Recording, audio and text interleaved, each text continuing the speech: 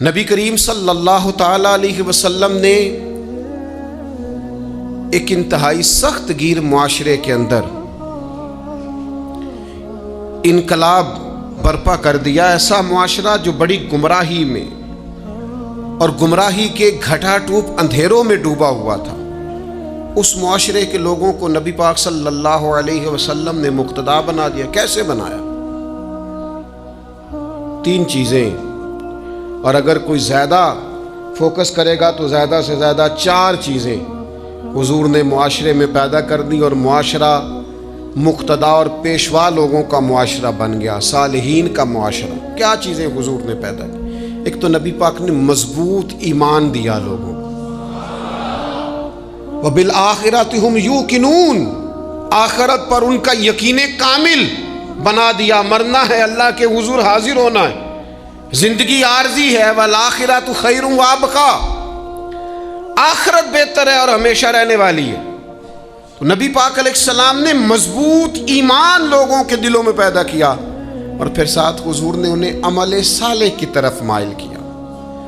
انہیں کہا گیا کہ تم نے نیک اعمال کرنے، تمہارے ستھرے اعمال ہوں، تمہاری طبیعت پاکیزہ ہو، تم سارے دن اپنی ذات کے لیے سیاست نہ کرو، بلکہ پاکیزہ روش، پاکیزہ سوچ، اعمال حسنہ، آخرت کی تیاری، قبر و حشر کی بہتری کے لیے اعمال۔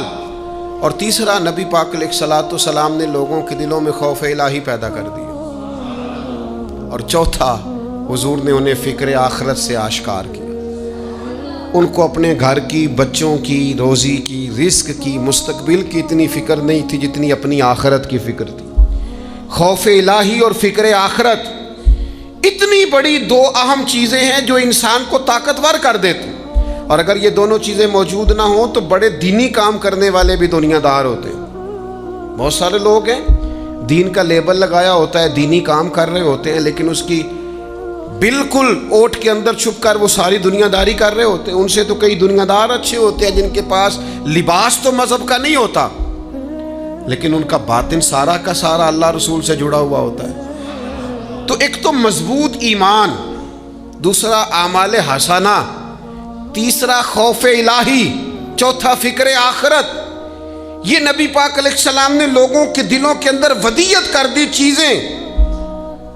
من عمل صالحا من ذکر او انثی فہو مؤمن فلنحیینہ حیاۃ طیبہ، جو بھی تم میں نیک عمل کرے، چاہے مرد ہو چاہے عورت ہو، شرط ایک ہی ہے، ہو مومن۔